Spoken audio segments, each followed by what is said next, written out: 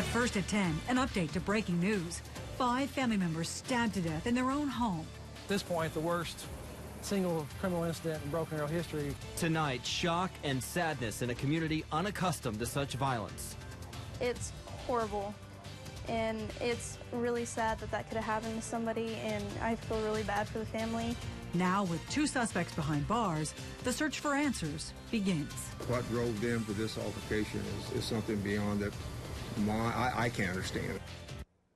Thanks for joining us tonight. I'm Brian Sanders. And I'm Karen Larson. Investigators questioning 2 teen boys right now. They're accused of killing 5 family members. Detectives say 18-year-old Robert Bever and his 16-year-old brother stabbed their parents and 3 younger siblings to death. Their 13-year-old sister is still fighting for her life tonight.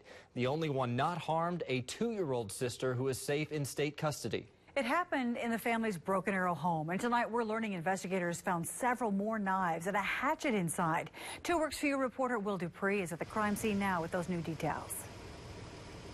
Well, Karen, earlier this evening, Broken Arrow police took down the crime scene tape that surrounded this home back behind me here on Magnolia Court. Today, officers say they recovered knives and a hatchet likely used during that brutal stabbing that has many of the neighbors here still wondering why. Before today, neighbors say the best way to describe their neighborhood is quiet. At night, all you hear is crickets and frogs, and it's peaceful, and we come out and talk to our neighbors. Leslie Junker says the only people that were unlike everyone else here lived at the house where police are now investigating a murder.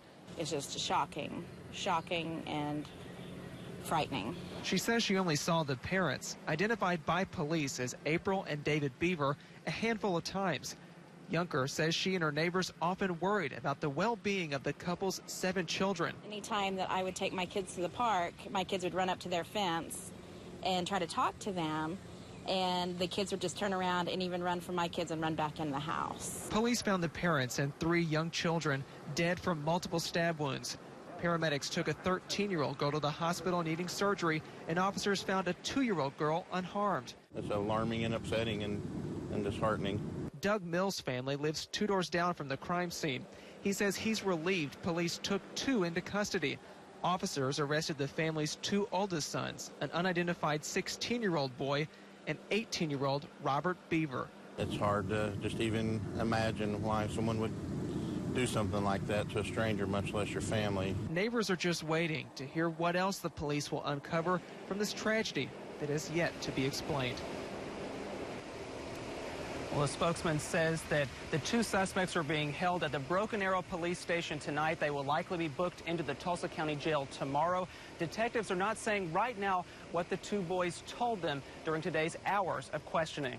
Reporting live in Broken Arrow, Will Dupree, 2 Works For You. And our coverage of the tragedy continues right now on our website. All of today's stories are there, along with what the Tulsa County DA is saying about the suspects. You'll also find any updates as soon as we get them online at kjrh.com. Breaking news report right now at 10. A gunman opens fire at a movie theater in Lafayette, Louisiana. Officials say that the shooter killed at least 1 person and injured at least 6 others before shooting himself. It happened around 7:30 tonight. We are continuing to follow the story, and we'll bring you more information just as soon as we get it. From stormy to steamy, the heat index is on the rise, and it's not letting up. Hopefully we can get a break overnight, Brett. Well, that's typically when we might see a little bit of a cool down, and the temperatures have dropped back into the lower 80s. Right now, the humidity is still high, but at least the temperatures fall into the 70s at night before we start to heat things up in the middle part of the afternoon. Right now, 83 at Tulsa. Bixby's at 84. Jenks is still a steamy 87. And it's 83 at Collinsville and Catoosa and Broken Arrow. We widen things out just a little bit. 78 here at Bartlesville. 79 at Tahlequah. And really warm down at McAllister. 86 degrees. As we head through the nighttime hour, we'll watch those temperatures in the lower 80s, eventually into the upper 70s. Coming up, we'll talk about the Triple H forecast. Hazy, hot, and humid. The latest advisories that have been issued for the weekends in terms of the heat, and our next chance of rain when that's showing up in the 7-day forecast. All new at 10, Tulsa police are cracking down on gang violence. Recent shootings have the neighbors really on edge, and officers taking action. Nathan Edwards rides along with TPD's gang unit. It's a story you'll see only on 2. If we have a spike in gang violence in a certain part of the city, then we'll direct our efforts there.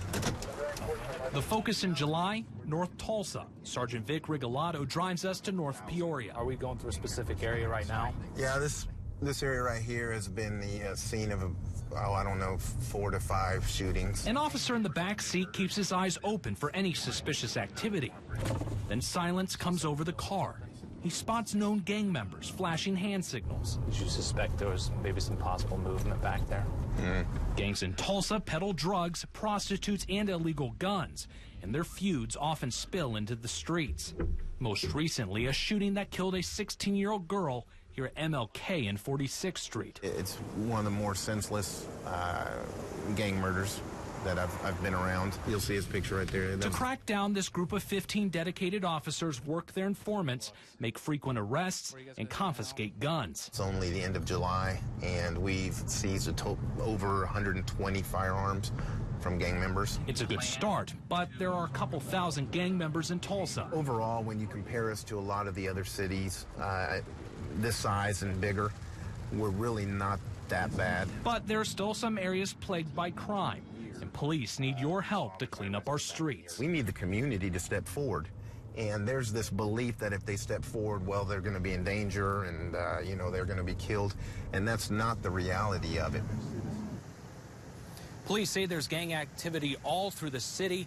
Look for a list of the gang hotspots on our website, kjrh.com. Live in South Tulsa tonight, Nathan Edwards, 2 Works for you. Thank you, Nathan. New tonight, a 10-year-old boy recovering after shooting himself in the head. It happened at Nakoma Park outside Oklahoma City. 4 people were inside the home when the shooting happened. They were contractors working on the house. We're told the little boy is the son of one of the workers. Police say the shooting is accidental, but it left neighbors worried. Our kids ride their bikes on the street. It's a safe enough neighborhood. That's why we stay here, that, you know, they can kind of ride their bikes down the street and it not really be an issue. Exactly where the gun came from or who it belongs to is unknown at this time. The boy is expected to be okay. A former clerk for Roland sentenced to 6 months in prison. 54-year-old Joetta Tyler Hyde is accused of stealing federal funds, charged with embezzling money from 2009 to 2013. She pleaded guilty in March. This is scene 55, shot 1, take 1. Earthquakes are becoming all too common in Oklahoma, and OU students are helping you with a safety plan. Students built a mock house with a kitchen and a living room to show you what can happen during an earthquake. They're making videos for FEMA, educating people on what to do if disaster strikes.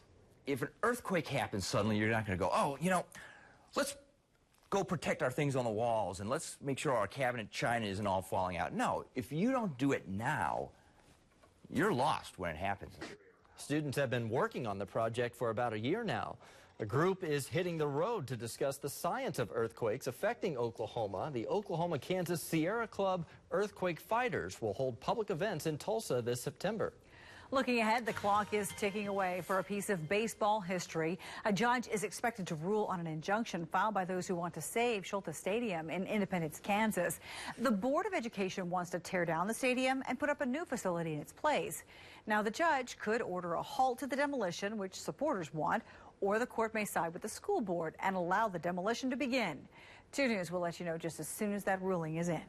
In just 18 hours, Center of the Universe will kick off. This is video of crews setting up for one of Tulsa's biggest festivals. There are 3 main stages outside and then 10 indoor venues. Organizers say they're prepared to help you beat the heat this weekend. We have Incendias here, which has this group of 20-foot geodesic domes with high-pressure misters, and the water's out the bottom and the fire comes out the top. It's really cool. IMSA paramedics will also be there providing medical care as the heat index rises. IMSA urges festival goers to plan ahead, drink lots of water, and take frequent breaks.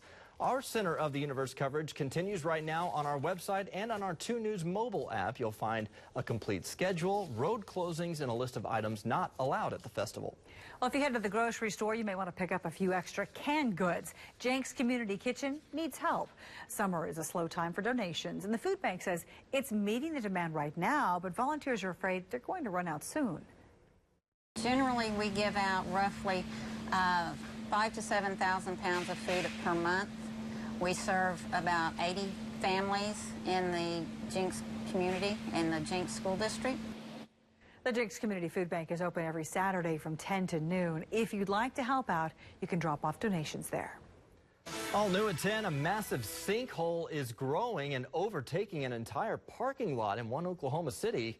This is the old Ford dealership in Weatherford. And it isn't the only problem. There's another sinkhole, in fact, that's 20 feet deep under the building on the property. The city's mayor says they're working with the owners to come up with a solution. We don't want, a heavy truck to, cave in or whatever. And they've looked at that. They've assured us that, the stability of the road is still good. But still, there's concern.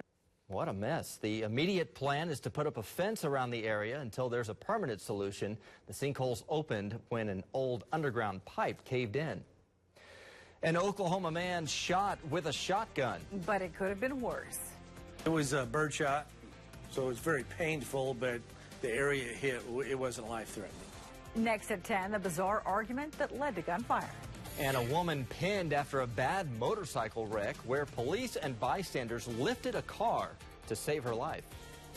Skies clearing out overnight may allow for some fog by morning in some spots. We'll talk about where, and we'll see how long we stay dry and hot. Going to break, Janice Elias taking a picture of the sun setting in Independence, Kansas tonight.